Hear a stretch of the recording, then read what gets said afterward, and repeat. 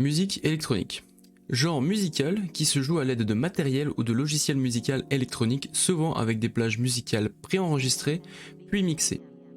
Eh ben salut à tous, c'est Mika et donc bienvenue dans cette vidéo où nous allons donc retracer l'histoire de la musique électronique de sa naissance jusqu'à aujourd'hui.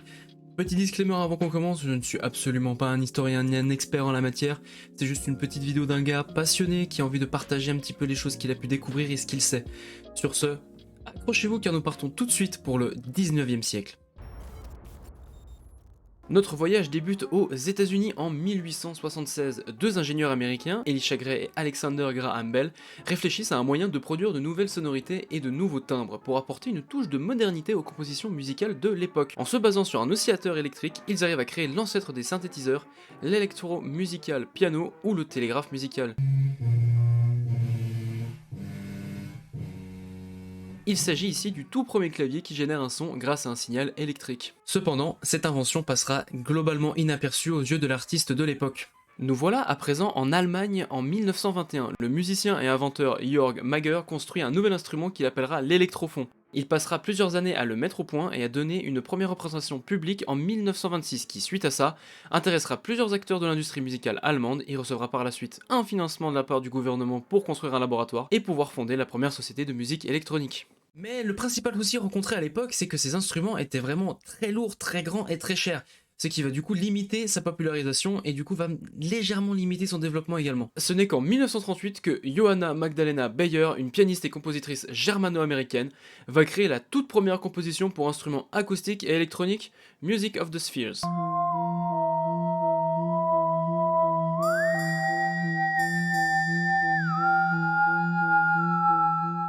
Oui, bon, je vous l'accorde, si on écoute ça aujourd'hui, bon, on se rend compte que c'est pas forcément ouf, mais replacez-vous dans le contexte de l'époque et faut se dire que c'est une véritable révolution. Jusque dans les années 1950, les différents instruments vont se développer, s'améliorer et se populariser jusqu'en 1952, date à laquelle le premier genre de musique électronique va naître, la musique électroacoustique.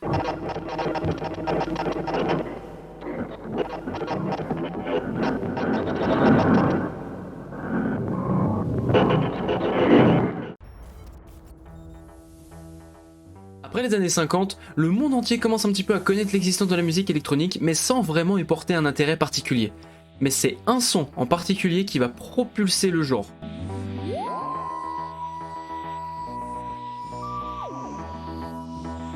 Et oui, c'est en 1963 qu'est diffusé en Angleterre le tout premier épisode de la série Doctor Who. Son compositeur, Ron Grainer, s'est servi pour la composition du générique du synthétiseur Moog. Malheureusement, le fait que les principaux instruments de l'époque ne peuvent produire qu'une seule note à la fois va rendre du coup les temps de production d'une musique extrêmement longs.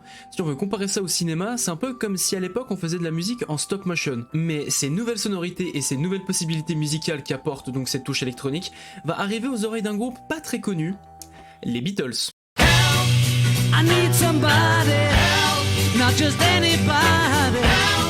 C'est donc sur le titre Maxwell's Silver Hammer de l'album Abbey Road que nous retrouvons des sonorités électro.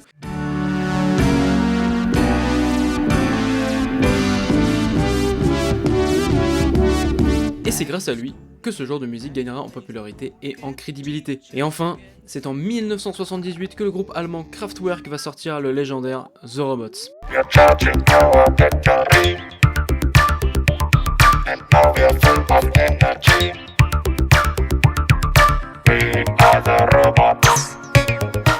Qui deviendra par la suite le premier son électro à se hisser dans le top 50 US Billboard. Suite à ça, différents artistes comme Eurythmics et Jean-Michel Jarre vont commencer à vraiment imposer la musique électronique dans le paysage musical. Et c'est également à la fin des années 70 que vont commencer à émerger de nouveaux genres comme la disco ou l'EDM. Oh, vous entendez ce bruit de synthé qui arrive ? Et ouais, ça veut dire qu'à présent nous sommes dans les années 80, donc berceau de la musique de beaucoup d'entre vous ou alors de ceux de vos parents. Mais on va pas épiloguer énormément sur les années 80 parce que déjà d'une part on n'est pas là pour ça, et de deux, vous vous y connaissez sûrement déjà beaucoup mieux que moi. Mais il est important de noter que pas mal de sonorités électroniques vont être popularisées par des gros titres de ces années-là. On va plutôt traverser l'Atlantique pour retourner au pays de l'oncle Sam. Plus précisément du côté de Chicago. C'est dans une boîte de la ville appelée The Warehouse en 1982 que Francis Warren Nichols Jr., plus connu sous le pseudo de Frankie Knuckles, va commencer à mixer ensemble différents morceaux afin de créer un style nommé au départ The Music from the Warehouse, qui après quelques années et des formations deviendra tout simplement la house. C'est dans cette même période, à Détroit, que Juan Atkins, Derrick May, Kevin Sanderson et Carl Craig vont développer une nouvelle musique dansante aux essences répétitives, la techno. Et ce qui est plutôt sympa à cette époque, c'est que vu la proximité des deux villes, les deux genres vont pouvoir s'inspirer mutuellement et évoluer ensemble. La house et la techno vont ensuite débarquer gentiment en Europe grâce à la présence régulière de DJ américains en Angleterre. C'est là-bas que vont naître différents styles comme la minimale et la dance. C'est également à cette période que va naître aussi le concept de rave party. Et là je vois venir, ouais Mika, tout ça c'est bien joli, mais du coup en France il se passe quoi? Ne vous inquiétez pas, on va en parler très bientôt, mais avant tout ça il faut que je vous parle de l'impact qu'a eu du coup l'arrivée de la musique électronique et des rave parties en Angleterre.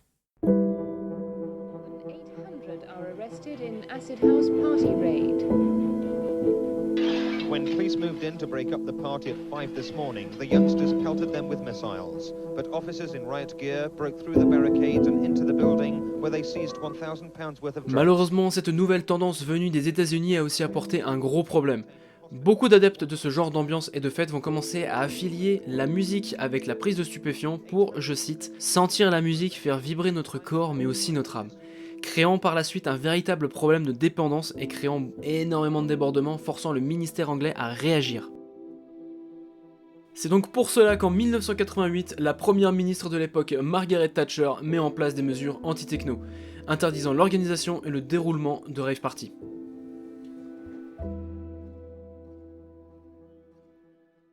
Même si certains irréductibles toughers anglais résistent encore et toujours à l'envahisseur, les rave parties vont commencer gentiment à traverser la Manche pour venir s'exiler en France. C'est lors de cette même année, à Paris, que le photographe Jean-Claude Lagrèze va décider d'organiser des soirées au Palace, qu'il appellera French Touch.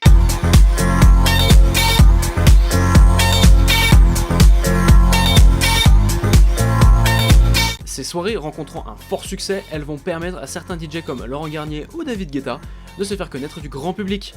De ces soirées va naître la French Touch, un style qui va propulser l'électro française sur la scène mondiale. Le style prendra donc un essor fulgurant pendant les années 90 grâce à des artistes comme Stardust, Bob Sinclair, Mojo ou encore les Daft Punk. La French Touch va rester populaire jusqu'au début des années 2000 avant de subitement devenir ringarde. Ouais.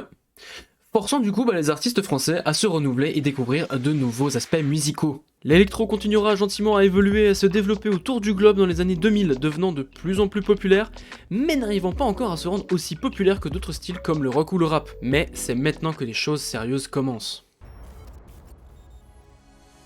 Entre les années 2000 et 2010, le monde vit une importante évolution technologique, et notamment le développement des ordinateurs personnels, ce qui va donc du coup permettre à des artistes en herbe de s'essayer à la musique, notamment grâce à des logiciels de MAO comme FL Studio, Ableton ou Logic. L'essor d'internet lors de cette même période va permettre du coup à des petits artistes méconnus de gagner énormément en popularité grâce à des plateformes comme SoundCloud, MySpace, Facebook et j'en passe. Mais c'est vraiment autour des années 2010 que les choses commencent à devenir vraiment sérieuses. C'est à cette période qu'une importante vague d'artistes venant de Suède et des Pays-Bas tels que Avicii, la Swedish House Mafia, Timmy Trumpet ou encore Tiesto commence vraiment à exploser avec la popularisation du mouvement EDM. Ce mouvement prendra encore plus d'ampleur grâce aux festivals comme Tomorrowland, l'Ultra Music ou le Seagate et bien d'autres. A partir des années 2010, l'électro commence à devenir omniprésente, que ce soit dans la plupart des productions pop de cette décennie. Une nouvelle vague d'artistes comme Martin Garrix, Alan Walker, Skrillex et bien d'autres semble encore plus développer un style qui leur est propre. Jamais le genre se sera autant diversifié que pendant cette décennie.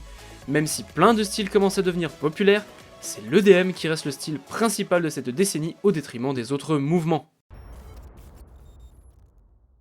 Depuis quelques années, on sent que l'EDM s'essouffle. Les principaux artistes qui représentaient le genre se tournent aujourd'hui vers d'autres styles et développent de nouvelles sonorités musicales. Actuellement, donc en 2023, nous semblons revivre un second souffle de la techno sur la scène mainstream et le retour de la house sous sa plus belle forme.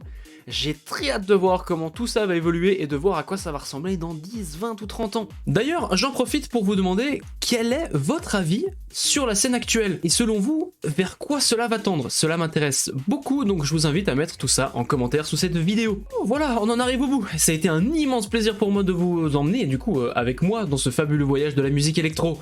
Si la vidéo vous a plu, je vous invite du coup à vous abonner, à liker la vidéo et si vous avez ne serait-ce un quelconque commentaire à faire, faites-le, c'est vraiment le seul moyen que j'ai pour pouvoir vraiment m'améliorer.